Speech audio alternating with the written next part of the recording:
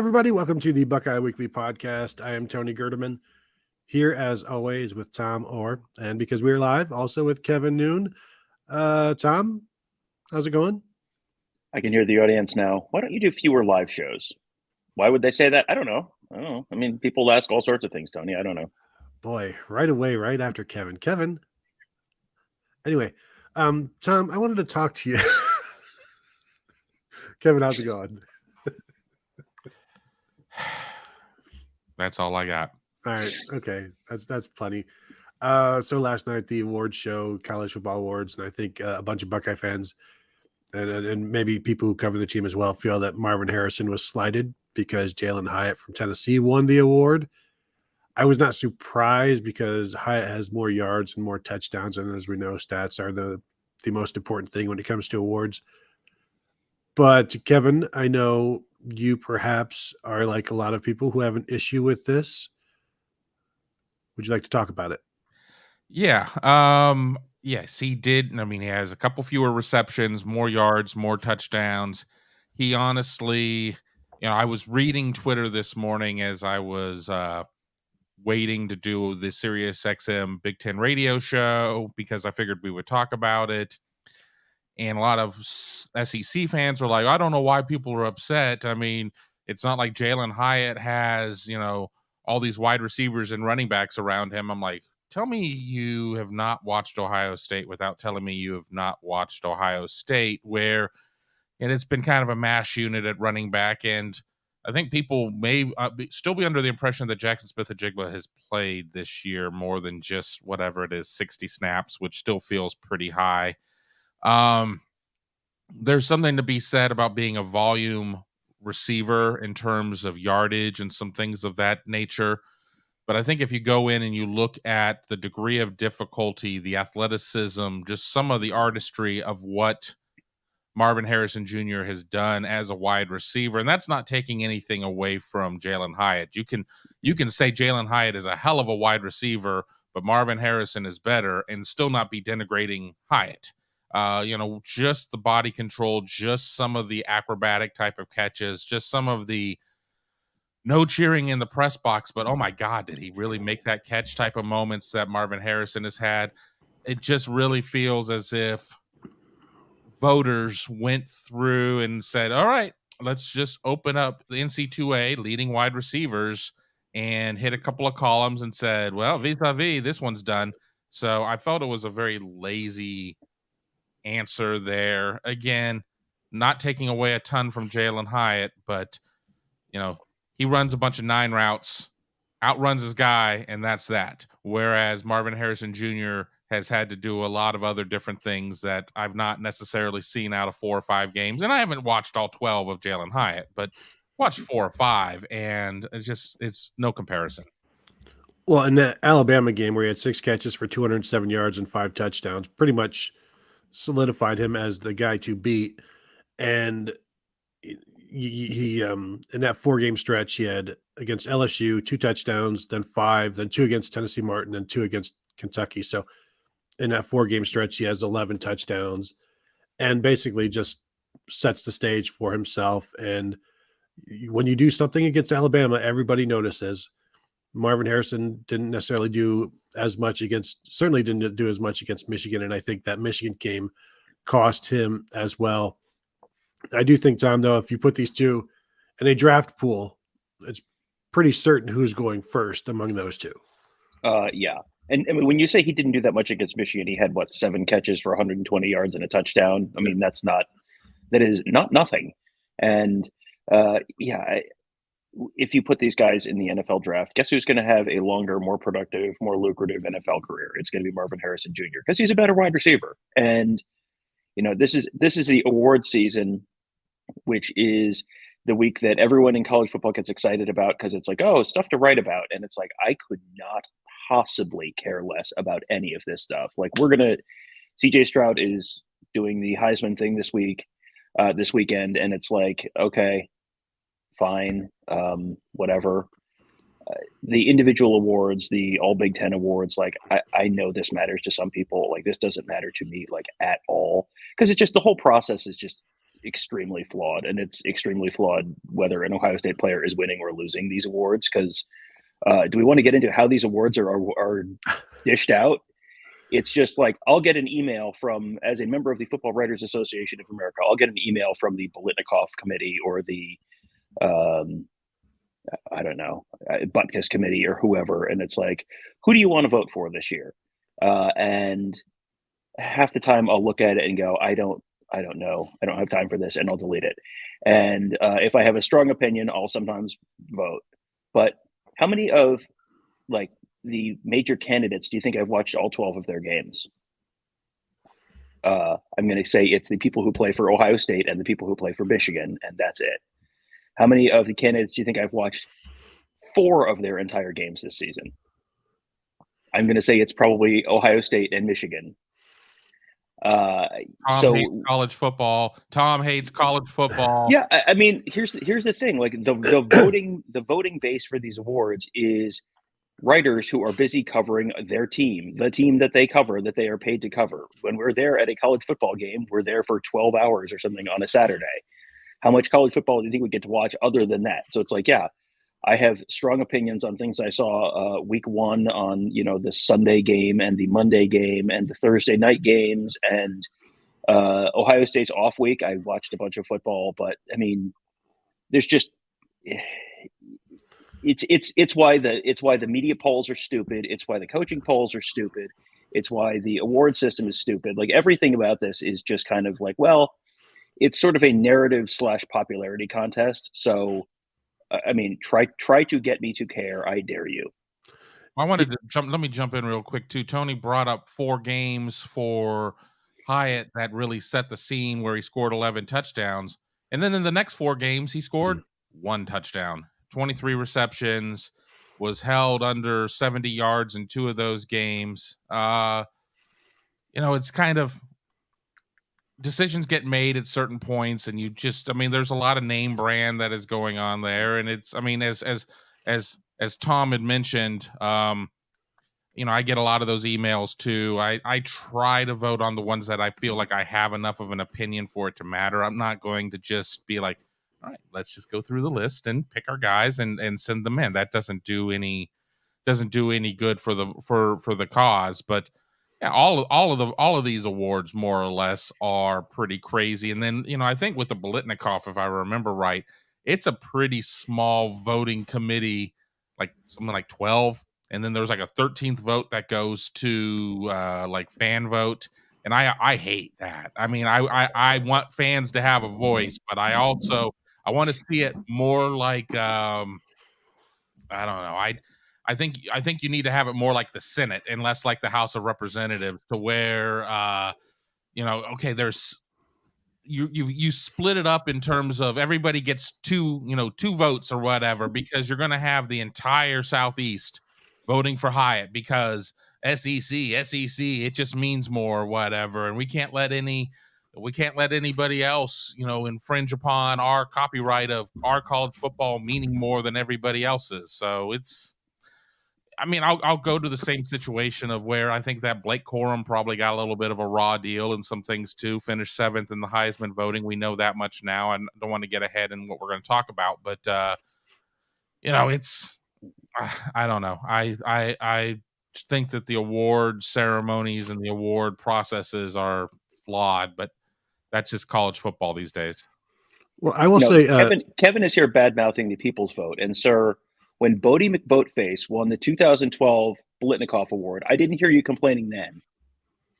Well, because I voted for Bodie McBoatface. JT Barrett would have been a Heisman finalist in 2014, but they scrapped him because of his ankle injury. So I don't believe he was invited. So there is precedence for getting injured, and of course Hendon Hooker as well. I will say Jalen Hyatt in the 2 losses, the loss to Georgia and the loss to South Carolina, 6 catches for 63 yards against Georgia, 6 catches, 65 yards against South Carolina. So not a great showing. I'm sorry, what did he do against UT Martin again? UT Martin, thank you for asking. 7 catches, 174 yards, 2 touchdowns. Damn, Gina. So that kind of evens those things out. the voting thing, like the Football Writers Association, All-American team, I don't vote on that because it's a thing where they want all of the people of the Football Writers Association go ahead and vote, and then these 16 members of like the Football Writers Association will take your votes into consideration. It's like, no, I'm not, I'm not, I'm not here to be part of to be taken into consideration. So I don't do that stuff. That's pretty annoying. Take my $50 and take my All-American ballot, or take neither, I guess, is what I'm saying. El Suzabo, I watch college football from 9 a.m. Starting with game day till 1 a.m. every Saturday, and every one during the week. I probably watch way more college football than most of these voters. You are 100% correct, because as Tom said, if you cover the game, you're at the game. And I remember trying to fill out all Big Ten preseason and postseason ballots and stuff like that. It's like, your two guards. Who are your two guards after the season?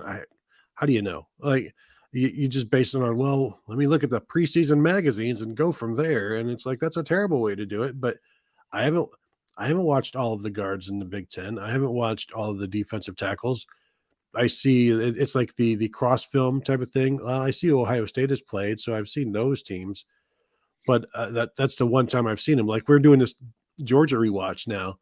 I saw Jarrett Carter in the Oregon game. He looked very normal. Of course, he was injured. Like, if that's the only time you see him, he's going to be the number one draft pick. So it's like you only get these glimpses, and you can only take so much from them. Max Duggan winning the Davey O'Brien Award. The Davey O'Brien Award is based in Fort Worth. I mean, TCU is in Fort Worth. There's a little bit of not shocking right there, but I do like having different awards, different guys winning all of these major awards. I would, I don't believe Stetson Bennett is a Heisman finalist. That's, to me, that is bulletin board just material. Bulletin board material. Yeah, yes. I'm sorry if Georgia wins because of something that I've said, then congratulations to them. But the Heisman gets worse and worse every year. The stance of this show is that the Heisman is a joke, and when it's just quarterbacks every year, and you have people, they're still trying to find more voters. You don't need more voters. You need less voters on this thing. If you're trying to make it serious again, you need fewer voters, and they're trying to find people to vote on this, and they're not trying hard enough, or they're trying too hard. I'm not sure which it is, but neither of them are working. Well, and two, I mean, they're trying to find a more representative voting swath out there. And I just think that it's a case of they have too many personalities and not enough writers who are voting on the Heisman. And that's kind of the issue. Heisman doesn't need a big PR campaign. It's the Heisman. We know what it is. We don't need to have just all of these personalities, all these influencers who are voting. I mean, 1,000, 1,100 votes, whatever the heck it is way too many at this point. Will I watch the Heisman on Saturday night? Yeah. Why? Well, because we'll probably have to do a show about it or something. But I want a screenshot of that, Tom.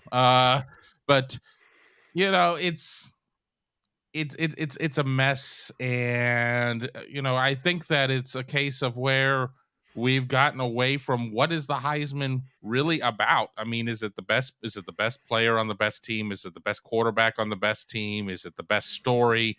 Is it the best overall player? Well, don't worry about that, because you've got the Walter Camp Player of the Year, and you got this, that, and the other. I don't know. I think it's lost its way. And I say that as somebody that's been trying to get a Heisman vote for years. And I've been told, check with us next year. And that's been going on for 15 years. But I don't know. And I don't know who I would vote for this year. I mean, I guess I probably should have come into the show a little better prepared. But, it's Friday. I don't know who I would vote for. How about you guys? How about I throw it to you? What would your ballot look like, since we're not bound by the Heisman committee to keep our vote secret at this point, with none of us having a vote, to my knowledge? Who would be your votes 1, 2, 3? Well, I think, and also I will caveat this by saying voting for quarterbacks in any given year is not a bad thing. But when only quarterbacks are showing up, like Chase Young, he was a finalist. He was the best player in the country by far. And Ndamukong Suh was the best player. Orlando Pace was the best player. Like, there have been instances. Will Anderson last year having the year that he did last year. The best players I saw this year were Bryce Young, Blake Corum, and either you throw Marvin Harrison, Caleb Williams. I only saw him a couple times, but he was incredible when I saw him healthy. So and he's going to win. I did like what JJ had up here. The Heisman just goes to the Lincoln Riley quarterback. It's the Lincoln Riley Quarterback Award, who never shows up in the biggest games, and that's a pretty good one. But like those are the four guys I think that were the best that I saw. And who would I this is one of those things where I probably go Caleb Williams because I know he's going to win it, and I hate that aspect. You're trying to predict the winner, so I don't even know because I haven't even thought about it really. Like, who would I vote for? So I don't really have an interesting thought because it's not something that interests me all that much. Yeah, I mean, the stated purpose of the Heisman Trophy is the Heisman Memorial Trophy is awarded annually to the most outstanding player in college football. Winners epitomize great ability combined with diligence, perseverance, and hard work. Paragraph break. Winners must be a quarterback on a top 5 rated team in the nation. Like, it's the same crap every year. And yeah, last year it should have been Will Anderson. It absolutely should have been Ndamukong Suh. It absolutely should have been Orlando Pace. It just, and if you're going to win it as a wide receiver or a defensive player, like, well, sorry, you have to have punt returns for touchdowns. It's maybe Ndamukong Suh should have returned more punts. Have you thought about that, Tony? Like, I almost can't make myself care. There's the concept of the People's Heisman. That's one of the old SB Nation crew had the People's Heisman, which they called the Bradley Van Pelt Award, which is like the most college football player. Like, that conversation interests me so much more. Like, let's talk about Deuce Vaughn from Kansas State, who frankly could be in the Heisman discussion if you wanted to, but like the most college football player who's just going to be, you are always going to associate him with that school as this like legendary, like, oh, that dude was so fun. Like that conversation is so much more interesting to me than like, let's be revolutionary and say Blake Corum or Bijan Robinson, who should have finished higher in the Heisman. Like, okay, I mean, it's fine. It is absolutely, yeah. Darren Graham says we lived in a just world. Corum, Anderson, and Bijan Robinson would have gotten invited. And Anderson has not had as good a year as he has in previous years. That's why I think he should have won it last year, more so than this year. Yeah, I can't. I am really trying to make myself care, and it's just not happening. Sorry. Like D. Dowis at Air Force way back in the 80s still stands out to me as one of my all-time favorites. And those guys, they're just very college football. And, him and Marshall Faulk back in the WAC back in the day, where those guys were incredible and they epitomized this and weren't top 5 programs. Certainly Air Force wasn't. And people, I think, appreciated them more back then. And now it's like you can pat these guys on the head and say, well, you can't win it because you're not a quarterback, but here's your Doak Walker, or here's your, Walter Camp All-American award. And yet with the way offense has evolved, quarterbacks are they're the most important position in college football, in sports, I should say. And so it's hard to convince people that, maybe it's okay to vote for others. And I threw out Chase Young. Obviously, that was 2019, where Joe Burrow is obviously the greatest individual season in sports history. But that's okay. So that's one. But there are other situations where defensive guys can running backs get back to it. I thought it was, look at the year it took for Devontae Smith to win it.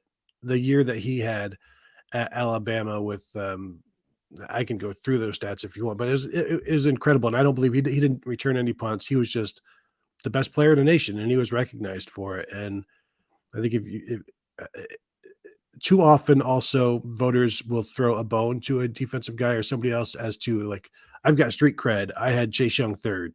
Like, I got him invited. I also believe in Ndamukong Suh should have been in the top 5. And then they bang the drum. And that's why I thought Will Anderson had a really good shot this year, because of all of the people trying to get on the train for him this year, when it's like, well, the train is gone. You missed it, and you're trying to get onto it this year. So, Kevin, who's going to win it next year?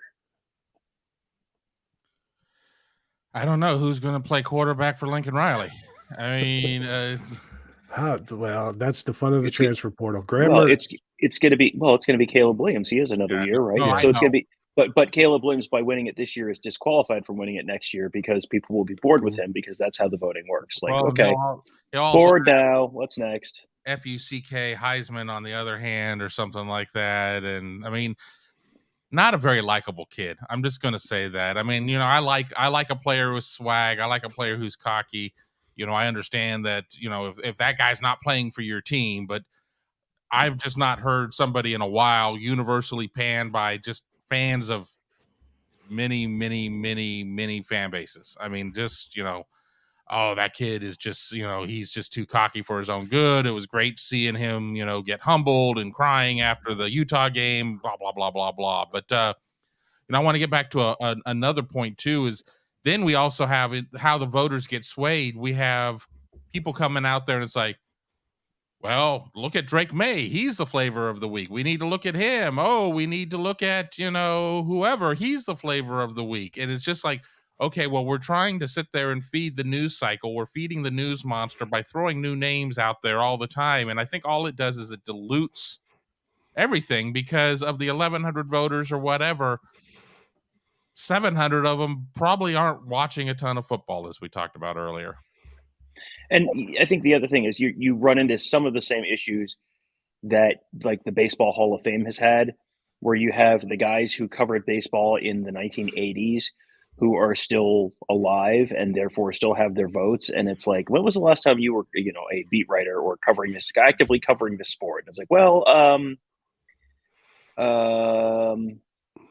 when did Ray Goff get fired? It's like, all right, like, okay, maybe it's time to put the vote down and let some people who are younger and more connected to the sport and probably have a more modern understanding of the sport, where it's not, oh, look at him standing tall in the pockets and he's like a statue with a rocket arm on him, and oh boy, and like the baseball, you are seeing the electorate for the Hall of Fame turn over a little bit, and you're still getting like Harold Baines, which I think that might have been a veterans committee, but I don't remember. But like you get these like weird, stupid ones that are like, okay, well, they haven't gotten all the idiots out yet, but they're working on it. And maybe this is me, the eternal optimist. Maybe enough of the old people will go away, and then voting will get a little bit less nonsensical. But probably not. Boomer. Well, and to take care of this comment from Architects, and sorry, Tom, Gary Carter doesn't belong in the Hall of Fame. First of all, as an old school Expos fan and an 86 Mets fan, Gary Carter definitely belongs in the Hall of Fame. And as a Perm fan, Gary Carter belongs in the Hall of Fame. I'm just going to look up most WAR by catchers, because catchers and third baseman are two positions that are actually typically very underrepresented in the Hall of Fame.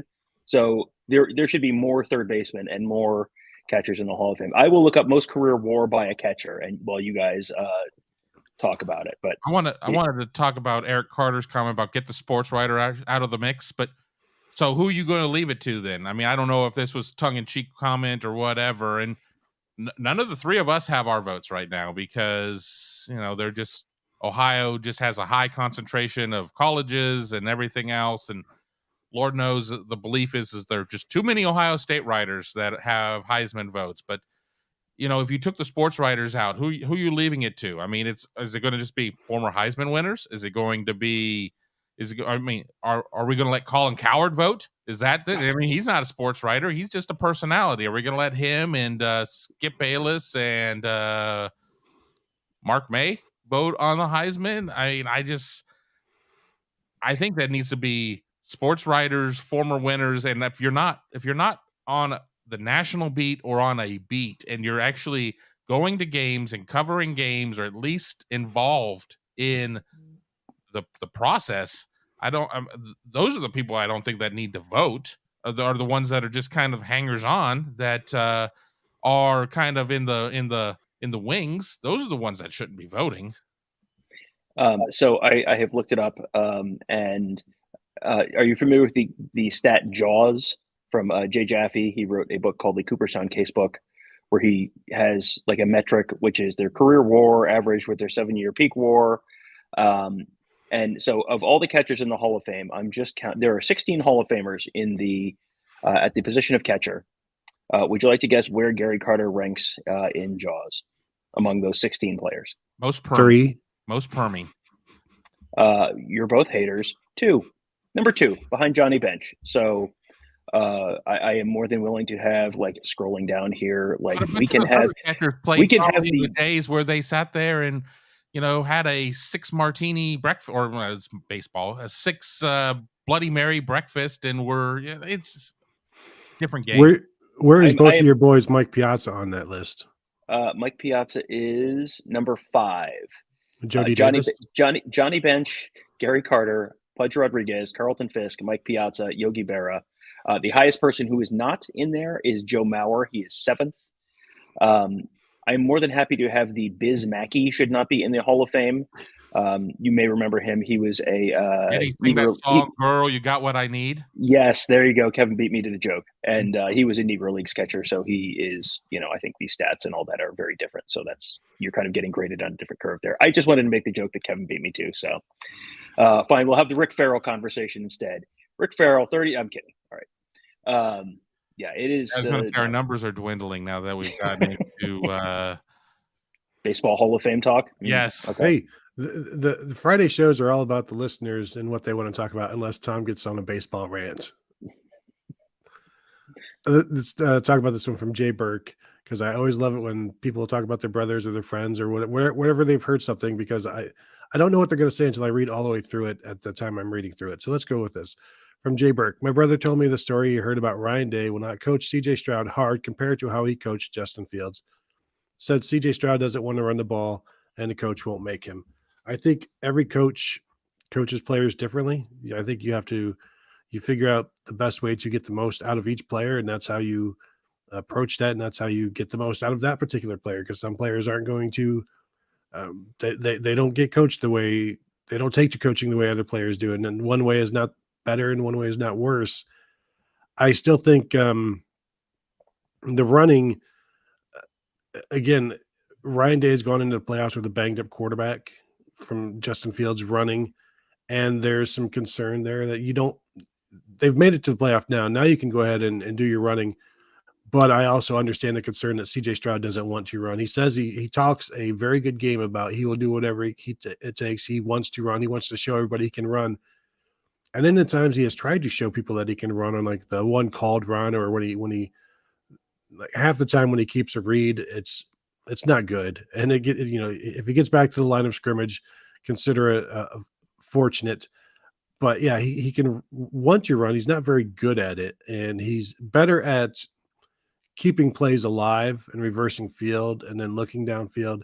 I think maybe in those instances, if he would just, once he keeps a play alive, if he would just continue to go upfield rather than looking, like if you just start running, I think you'd make people a lot happier. But since you're already 0-2 at Michigan, I don't know that anything is going to work short of a national title. Well, I think that when it comes to his running, I think he has to commit to it. I think that if it's okay, I'm out here, I'm looking, wow, there's a lot of green grass in front of me, but maybe I can make a throw. No, I'm on a running. Look, I'm running. I'm sailing. And then he's flailing at that point. I mean, I think it's a mindset. I mean, he's an athlete. I mean, he should be able to run somewhat. I mean, you don't want him out there getting blown up and having to sit there and have the discussion in the second quarter of the Peach Bowl. Well, is it Kyle McCord or is it Devin Brown? That's not the time that you want to be having that discussion. But I think that there has to be more of a mindset going in that if we call your number, it's on. You've got to go at that point, because I think one of the most important things that's going to come up in the Peach Bowl is going to be north-south versus east-west, and Ohio State is going to have to figure out some ways to get north-south. Are we fighting a different civil war this time, or? No, this is very liberal East Coast elites. Yes, Tom, we are. Nope, not going to touch that. That was a fun internal debate. Nope, we're just gonna move on. So anyway, yeah, I think to me one of the things that has been different between like the JT Barrett kind of era and even the Justin Fields era and the Dwayne Haskins and CJ Stroud eras is there were, when you had Barrett, when you had Fields, there would be games where they didn't run them much, but they ran them some, and you'd run them 3 times a game or 4 times a game, and you just sort of get used to it. And with Haskins and with Stroud, by and large, it's been like no called runs, no called runs, and then, surprise. The big surprise is you've got 2 called runs today, and as opposed to, you don't have to swing completely the other way. It doesn't have to be 6 called runs, 7 called runs, and then 18 called runs. It doesn't have to be that. But if I think CJ Stroud would probably be a lot more comfortable running the ball if he had just run the ball 2 or 3 times on called plays, like call a play with an actual read in it and do that 2, 3 times a game and just get him more comfortable with it and put it on film. And then teams have to respect it. And that probably helps you in other ways.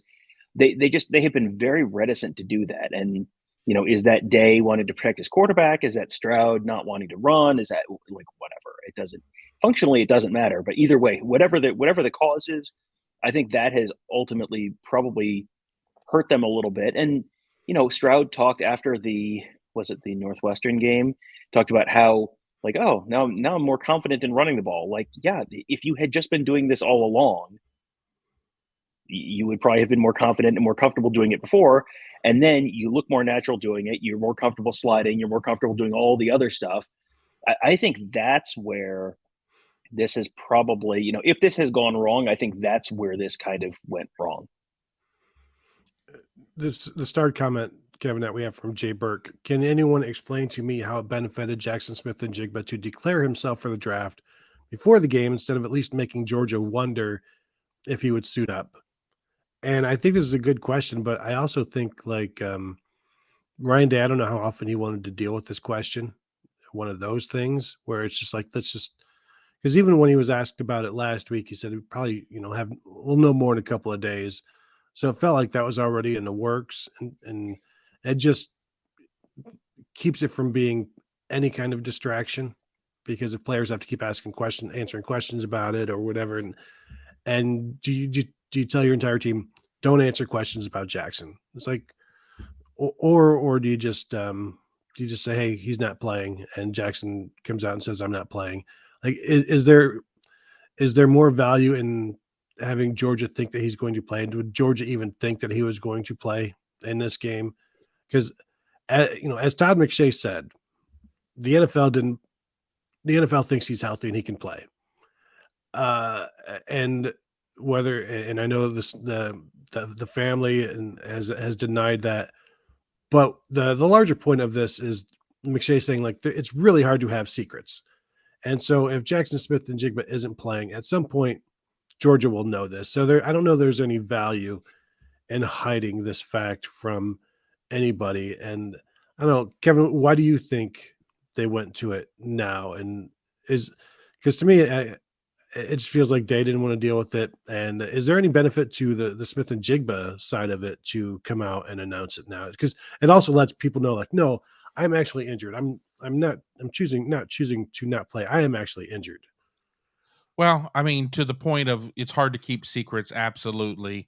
It's not like we've seen JSN even close to the field. I mean, yes, he was at the Michigan game in street clothes, but it's not like he's been close to the field and it's been like, well, he's a game time decision and, may come up there. I mean, we haven't seen him since the non-conference or the first league game. I mean, it's been a while. So I don't think that there's any real preparation on Georgia's side. If this is all, I mean, if in a vacuum, you do keep it in as a secret of where it's like, you got us. I think you clear the distraction.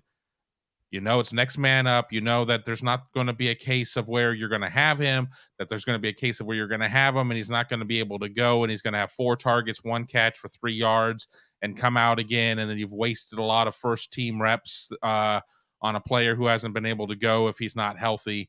And I just think, I think that it's just important in terms of just clearing the deck for the narrative. I mean, it's like, all right, well, it's time to move on. Next guy's got to come up. Is it going to be Jaden Ballard? Is it going to be one of the freshman receivers that we haven't seen a bunch of? I mean, every year there's always the candidate of the guy who steps up in the bowl game and has regardless of the outcome of the game, has a big game or really makes a big leap toward the next season. So I think that this is an opportunity to be able to do all of that, and that just not really any value in terms of keeping it quiet, especially with as cloak and dagger as Ohio State has been about injuries. I think that I really disagree with how Ohio State handles the injuries, and that's not necessarily from a guy who has to write about it and talk about it. I just think that by making it so taboo that it's taken on a life of its own.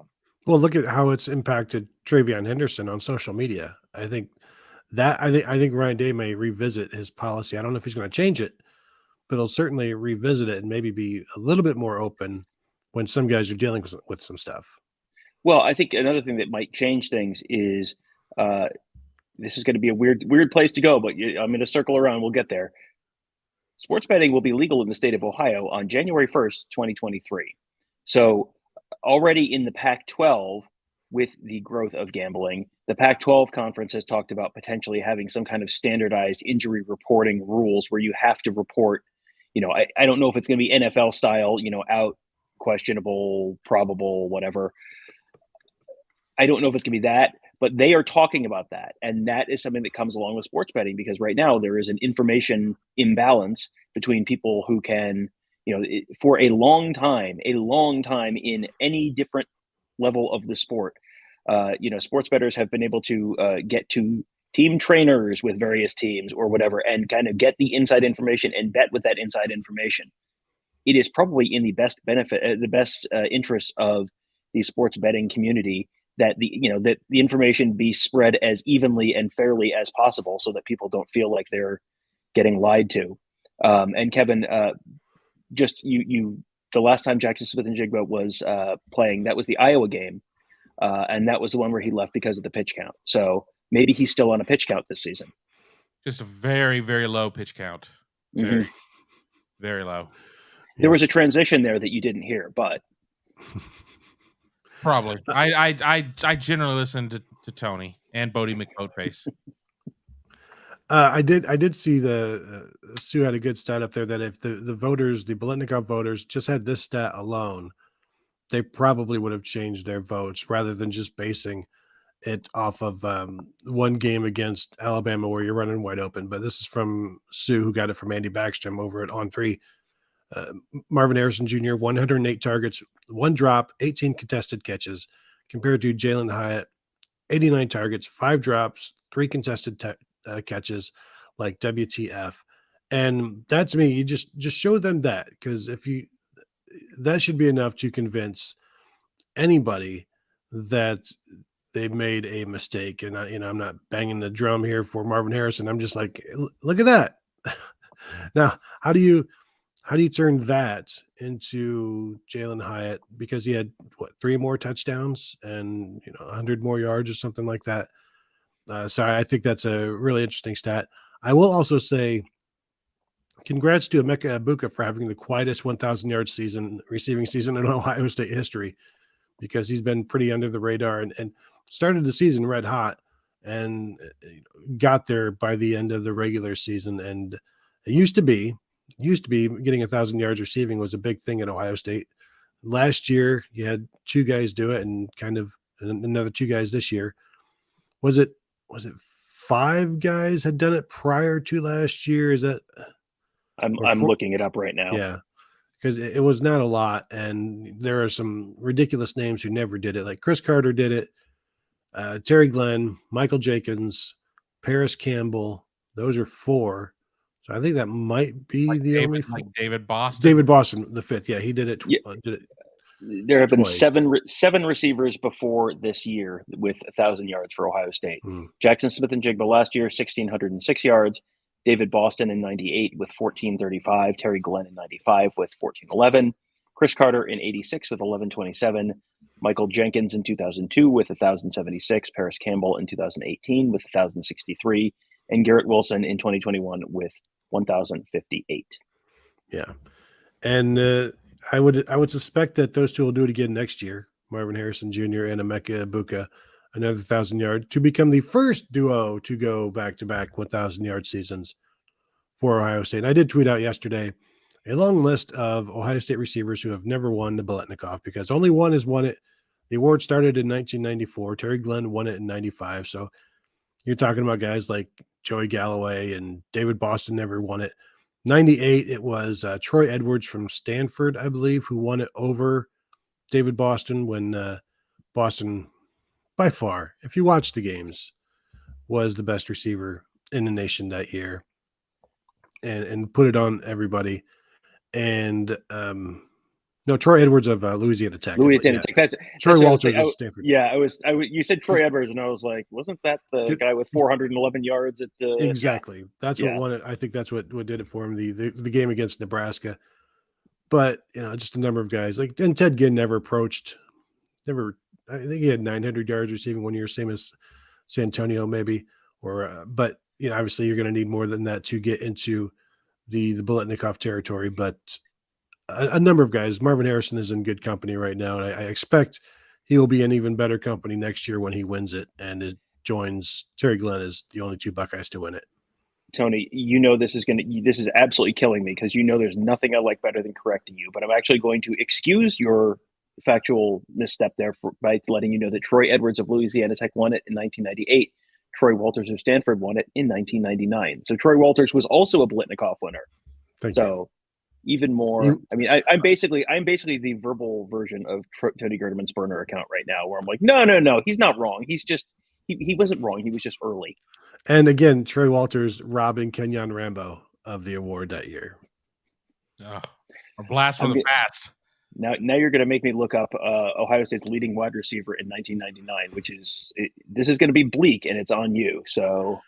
Well, because D. Miller was gone at that point. I believe it is Kenyon Rambo. Him and Reggie Germany did it for 2 years, if I recall correctly. Year-by-year leaders. Reggie Germany, the leader, with who would like to guess how many receptions and yards? The leading receiver for Ohio State. 99. 99. I'll say like 42 for 652. I'll say 38 for 550. Are you looking at it, Tony? Are you looking at it right now? No. I just 43 for 656. That's. I'm sorry, Tony just won both showcases. I'm all right, Tony. Now, Tony, you have to tell me. That's like furrow maintenance or whatever the hell that dude. Come on, man. 2000, Kenyon Rambo, leading wide receiver for Ohio State, yardage and receptions. Tony. Oh, that was. I will say that's about 57 for like 826. Fortunately, you went over, so you don't win. But 53 for 794. I thought he was in the 800 club. I guess it's only in the 700 club. Him and Pat Robertson. Yeah. See, I hate the show because you're beating me to the jokes I want to make. This is killing me. I'm dying right now, dying inside. Anyway, that'll do it for the show. And on a high note now. Good night, everybody. Hello to Glasswing Butterfly, valued Buckeye Huddle member. There was, let's see. Okay, so here's a good one from JJ. Who in the Ohio State secondary can cover Darnell Washington and Brock Bowers, Ohio State's Georgia's two tight ends? I know there's some thought that maybe you get Sonny Styles in there. I know Ross Fulton has been saying Josh Proctor. I would expect Josh Proctor to get a lot of playing time in this one because I don't know that Tanner McAllister is the answer in defending one of those guys. Certainly not the answer in defending both. I'm just going to throw that out there. You can't have one guy defending both of those guys. But I think the other thing that you have, Tom, is something we talked about in the last rewatch, or in the rewatch that will be dropping this weekend. Part of defending Darnell Washington is the fact that Georgia doesn't throw to him all that much. Mm-hmm.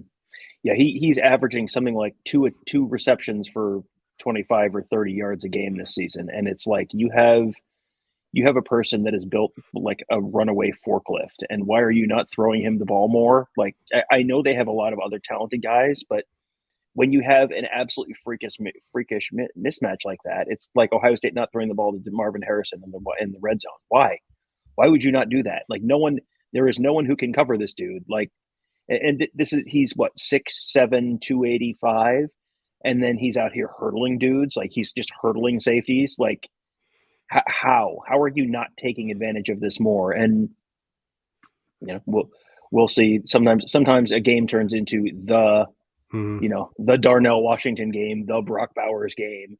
But yeah,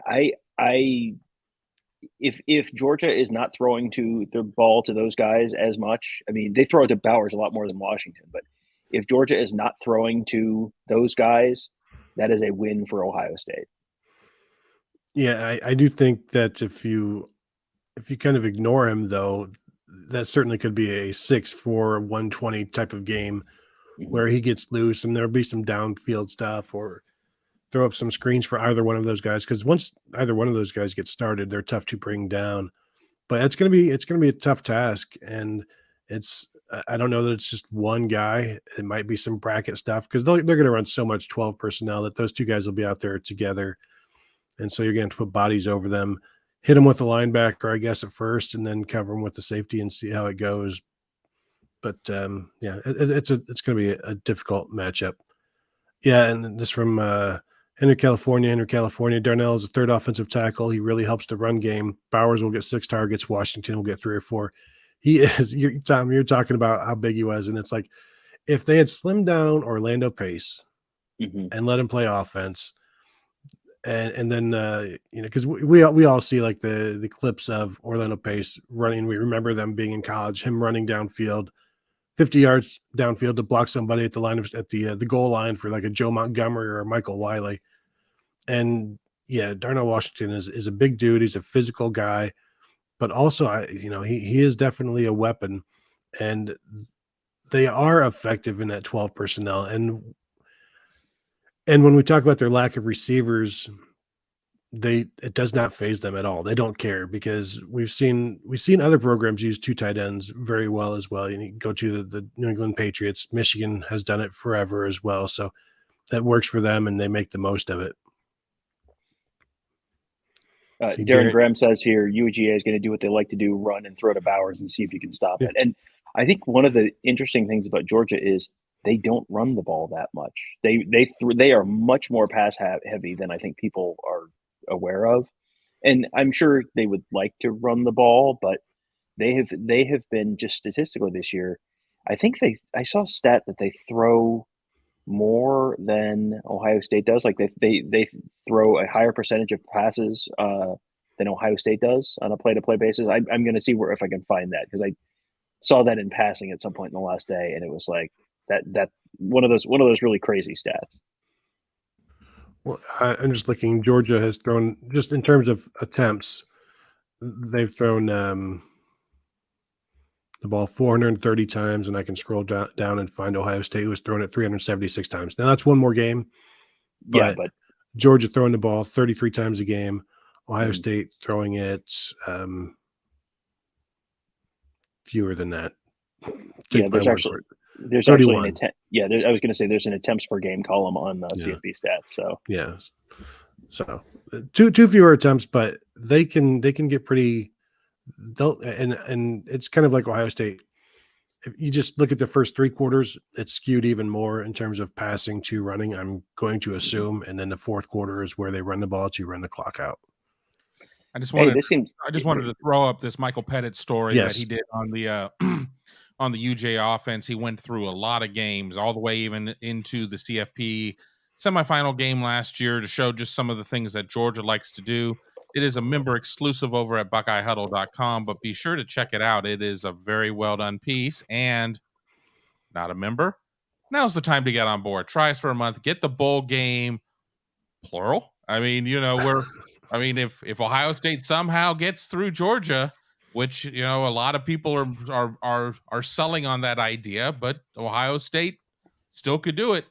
What is a month from now? The 9th? Isn't that when the CFP championship game is? I mean, I don't think we run on 28. I don't know if they'll get here. So, I think that I think you might get that. So, but I think that if you sign up, you're going to like us so much that you're going to stick around for a while anyway. Very well said, Kevin. And again, Michael Pettit, the latest addition for our X's and O's stuff, and he's really good. So you got Ross Fulton, you got Justin Whitlatch, you got Devin Radcliffe, you got Michael Pettit over there breaking the X's and O's down on a regular basis for us at BuckeyeHuddle.com. If that is your thing, then that is the place to be. And there's a But long. Tony, what if recruiting is my thing? What do you have then? Well, Tom, thank you for asking. If recruiting is your thing, we've got Alex Gleitman and Mark Givler on the board also. And Alex just dropped a thing on Wednesday looking at the Ohio State commits and targets who he expects to stay in or drop out. And he had Jermaine Matthews as staying in well before Jermaine Matthews had to come out yesterday and say, hey, I'm not going anywhere. So that's the kind of stuff that you can find at BuckeyeHuddle.com. But Tom? Tony, what if I like team coverage? What then? Huh? Well, Smart guy? Tom, thank you for asking. If you are a fan and you're looking for team coverage, you can get that from me and Tom. Tom? But Tony, what if I like photography? I don't know. There's a guy named Dan Harker, and he does really. Tom, you're supposed to say, but Tony, what if I like Kevin? And I'll be like, I have no help. I can't help you there. Yeah, 404 file not found. My mom doesn't have the internet, so nobody out there is watching me. So don't worry. But obviously, team coverage, me, Tom, and Kevin going to the games on foot there for you. Obviously, doing stuff like this as well, covering the team on a daily basis. All of that right there for you at BuckeyeHuddle.com. For Tom, how much a month? See, I never actually say the price, so I'm going to just say it is less than 50 cents a day. It is less than 50 cents a day. It would be $12.99 a month. $12.99 a month. See, I was about to say $13.99 a month, and I thought, no, I don't think that's right. It is $12.99 a month. One of the rare things in this world, which is actually not escalated in price this year. It is the same price it was when it launched. So sign up today. Might want to lock in an annual membership since everything else in the world seems to be going up in price. Might want to lock in that annual membership now. And hey, are there any major gift giving occasions coming up that people could, ask a friend or relative to get them an annual membership to BuckeyeHuddle.com? Festivus is in 2 weeks. Interesting. If you want to air some grievances, the best place to do that. We have a board. And Glasswing Butterfly mentions, don't forget Hungry Huddle. I'm looking forward to what we're going to be doing in Atlanta. I don't know. And of course, the Cod of Shame. Not sure what we're going to be doing in Atlanta in terms of the Hungry Huddle, but I know Kevin will have some things going for us, some ideas there. I hear they've got this place, I don't know if it's a chain, Waffle House. Well, they also we need to go to Huddle House, which is kind of the I don't know how they fit within the giant, cosmic tumblers or whatever, but I sense a sponsorship opportunity. Huddle House, call me. I have questions about the cosmic tumblers. Are you looking into crystals now? Is that what I'm getting? Is that the vibe I'm picking up here? Totally. Mm-hmm. Yeah. Mm-hmm. See, if we would have gone to the Fiesta Bowl, we could have done a live show from like Sedona and really gotten crazy. I had already told Kevin I wanted to climb Camelback, so we would have had like hiking huddle on. If we had gone bury me right up there. I mean, not at the top because I would have assumed that I would have completed the hike, but just where I fall. And then in the spring. Go ahead. So maybe in the spring, like a ayahuasca huddle type of thing. Is that, Kevin? Is that going to be something you're thinking about as well? Wow. No, I'm already messed up enough. You are. Truer words. Huddle House in Kentucky. I will stop by on my way. Is there any update about the turf? This is from Ohio Bookseller. Has it contributed to the injuries this year? A great unanswered question in terms of contributing to the injuries, because it's not just the turf, in Ohio Stadium. It's also the turf that they play on at the WAC. Gene Smith has come out and said there's basically no plans at this point to change anything. So I would expect that to stay the course. I don't know how much of it was a big deal when it came out. The NFL Players Association came out saying they wanted this kind of turf stripped. And you thought at that time, or I thought at that time, this is going to be a recruiting tool for other programs to use against Ohio State. We'll see if that comes to pass. But if it does become a situation like that, obviously you're going to have to replace it or just educate the players, because the kind of turf prevents more ACL injuries but it also has more soft tissue kind of injuries. Super chat. Jordan Kapler, much like Tom, I don't have anything to contribute to this live stream.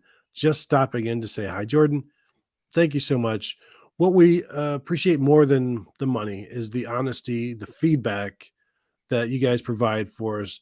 Because, we're doing this show live. We don't always have time to just stop and say, hey, is the show any good? And to hear stuff like this lets us know that 2/3 of it is good. And then another third is, like a lot of things, it's the border of your screen. So if you just want to close the window of your laptop or your computer, Kevin, or your desktop, and just squeeze out Tom, and also selectively mute. Anytime I say Tom, go ahead and hit mute for like 20 seconds to 4 minutes, and then check back in. And if Tom is still talking again, and mute it, and then the show will be much better for you. Thank you, Jordan. Thank you, Tom. I'd like to report a hate crime. I need to know. No, we're not going to do that. You're going to let people speak their mind, and Tom, you just have to just buck up, cowboy up, lift up your chin, you hateful person. Henry, California. Georgia only punts 2.5 times a game. You need turnovers, fake punts. They're going for it on 4th down, 4th and short. You need to steal 2 possessions. That is something that Missouri was able to do as we watched that game. Georgia fumbled the ball twice. Once on a kind of a breakaway, Kendall Milton, Ronnie picked up 35 yards and got the ball stripped from behind. Another was a fumble at the mesh between the quarterback and running back. Missouri got those 2, and you steal that. So, yeah, it is interesting. They control the clock. They will run tempo really effectively, but then they'll dial it back, and it's hard to get comfortable against them. So I do think this is Ryan Day talking, Tom, that they're going to go down, they're going to swing, they're going to go at him. You need that aggressive guy, and if it costs you a possession, you would think that the aggression will gain you a possession or two at some point, and you've seen that what you've tried to do before doesn't work. So don't keep trying to do that. Yeah, you can't keep leaning on the defense that has shown that it is not going to be perfect. I think it could very well be better than it was against Michigan. It would be hard pressed to be worse than it was against Michigan, at least in terms of big plays. But this is not some of the early 2010s Alabama teams where you're going to hold a team to 9 points so you can just kind of punt and play field position and kick field goals and still win games. They won the national championship game in 2011 against LSU by kicking 5 field goals and scoring 1 touchdown and missing the PAT, if I recall correctly. And you can do that when LSU never gets the ball across midfield. That is a thing you can do. Georgia will get the ball across midfield. Ryan Day knows this. That's why Ryan Day is talking about, you need to score 40 points. Now, I am still in the kind of like, okay, let's see it, with Ryan Day really being willing to just go all out and treat every situation as if it's a 4-down situation. Anytime you're, anywhere around midfield and the plus side of the field, it's always a 4-down situation. I still think you're going to see 2 field goal attempts and a punt from somewhere on 4th and short or 4th and medium from the Ohio State 40 and in, something like that. And, this is one of those, I know intellectually he understands that you have to really kind of push the envelope and try and hit big plays, and you can't give up possessions. But, it's like the scorpion and the frog. Like, it is my nature. That is just, until I see that is not who Ryan Day is, that is who Ryan Day is. So I will believe it when I see it.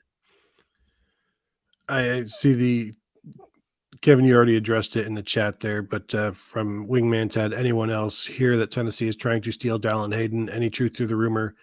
And go ahead, Kevin, if you want to address that. Yeah, I mean, I know that there was a story out there, I believe, on Rivals where there was some conversation, but I think an aggregator took bits and pieces of it and kind of twisted it in terms of getting it a little clickbaity. Tennessee would love to have somebody like Dallan Hayden. Hayden's a talent, and we saw some flashes this year and everything else, but I think that it really got sensationalized and kind of took on a life of its own. So, of where I stand right now, I think that it was, a lot to do about very little. But I think Ohio State needs to make sure that it shows Dallan Hayden love. I mean, that's kind of where we are in this day and age right now, where a guy can just sit there and say peace and leave. You need to make sure everybody's feeling loved at all times. Yeah, I also think at this time, in this stage of the game, in this game, any rumor you hear about other teams wanting your players, just assume that there's some validity to it, because there are going to be so many backdoor deals and just, hey, are you interested? Like, teams are going to programs, NIL collectives, everybody's going to be coming after everybody. So if you hear that stuff, it doesn't mean it's, there could be some truth to it. Doesn't mean that anybody's leaving, because I know you connect the dots of, this team has reached out, then boom, that automatically means he's gone. It doesn't necessarily mean that at all. Just assume that right now in the chaos that is college football, programs are reaching out to your players, and sometimes your players are reaching out to other programs, and let that be your norm, your baseline. That way you can just expect it, and then you don't let it catch you off guard if you hear just about anything going on out there. John Alexander had a question here, which I think people might be interested in, which is, do you fellows cover college hockey, wrestling, and track and field? That's my forte, along with college football, of course. Kevin answered this in the chat, but we end up, football is obviously the thing that drives the most interest, and therefore that's where we spend most of our time. And men's basketball is number 2 behind that, and that's just based on that's what gets views, that's what gets listens. That's we have access to the data. We know you guys mostly want to hear about football, so that's why we mostly talk about football. I have over the years covered in terms of shooting photos or having people on my podcast, men's hockey, women's hockey, softball, men's tennis. I keep thinking we need to do some wrestling stuff, and that's all of that is kind of like, once we get through football season, then we can kind of take a breath and then look at doing some of the other stuff, because football is kind of wall to wall until football's over, and then spring football starts up, and then spring football starts interfering with baseball schedules and softball schedules and track and field and any other spring kind of sports. But yeah, football kind of drives the bus, and that's just based on that's what people want to watch. But yeah, I definitely enjoy covering other sports, because you get, if I go shoot a men's hockey game, I can just be right up on the glass and have not 1,000 people around me like I do at a football game, where I'm trying to shove my way past people or get knocked over by basketball players on the court or whatever it might be. So yeah, I like covering some of the Olympic sports. It's sort of a matter of hours. It's an hours of the day issue more than anything else. But yeah, I think you'll probably see a decent amount of that stuff from us, especially once football season ends.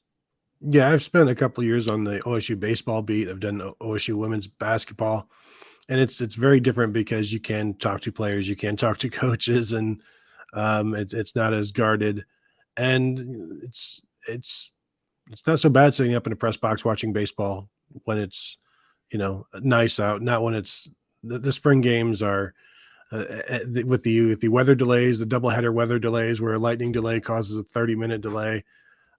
So there's some positives and some negatives there, but yeah, everybody cuts their teeth on stuff like that. And then of course you still get to opportunities to go back to it, like covering the men's volleyball national championship game a few years back, like stuff like that pops up.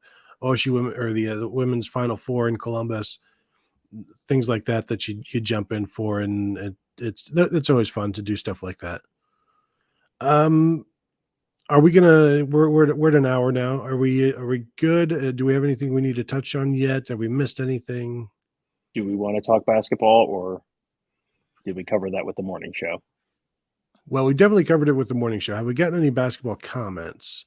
But I know the answer. Not really. I will say again, this is an entertaining basketball team to watch, and it's not one of these teams that frustrate you by lack of effort. So don't worry about that. You got freshman point guard Bruce Thornton kind of leading things. He's never going to have a lack of effort. So when your floor leader is a demonstrative guy, that helps the entire team. Zed Key, obviously an emotional guy as well. So it's like they haven't, and we talked about this and in the morning show, Tom, they didn't fold when they have folded in the past. They have yet to do that this year. And they've been up for every single challenge. They haven't won every game. They've lost 2, but they've been up for the challenge. So almost everybody loses at Duke, and they lost like a lot of other very good teams have lost there. And so I think if you haven't watched them yet, go ahead and give them a shot because it's an entertaining brand of ball. They get up and down the court. They have new faces, which I always think is fun to watch. Plus, they also have some young guys that you can latch onto, just like Malachi Branham last year. Just really latch onto them, get to see them for years to come, really get to see them progress throughout their Ohio State future. Yeah, it is a fun team because it is an entirely different team from last year. I mean, it is Zed Key is back from last year. Eugene Brown has been out with a concussion. Who else is back from last year? Just sort of Kalen Etzler. Kalen Etzler, but he really didn't play last year. Justice Suing, who really didn't play last year. It's just, it is basically an entirely new team this year, and they have come together pretty quickly. It is a surprisingly cohesive team for it being December and basically everyone being new. And you can see sort of flashes. It's not always all there every night, but you can see flashes. And like, man, Bryce Sensabaugh, if you had concerns about getting too attached to a guy potentially and him maybe leaving after the first year after last year, like we'll see what Bryce Sensabaugh looks like in March. But like there is a lot of talent there, and he's got a long way to go in terms of rounding his game out. And you were trying to talk him up to Chris Holtmann last night, and Chris Holtmann was having none of it. Boy, his defense is much better, isn't it? Holtmann's like, got to watch the film. It was like, and I couldn't tell if he was like, he was in such a good mood all night. And you asked him that, he's like, well, I got to watch the film. I'm like, is he joking? Or because it felt like his defense was better last night, but no, I think it was, but there were still some moments of lapses of brain activity that everybody has, especially freshmen and assignments. But I thought he did really well, and he's a guy that is a born scorer and will continue to evolve as a defender and a rebounder. Kevin, you got anything else? I think we're going to go ahead and head out. I think we're good. I think we put out a good hour and bad 7 minutes of podcasting content here. I think we'll call it a day. All right, then I want to thank you all for joining us. And as we said earlier, check us out at BuckeyeHuddle.com. Become a member. Say hello to us there on the forum. And obviously, if you're watching this right now, go ahead and hit the thumbs up. That helps the algorithms. That helps everybody else find us.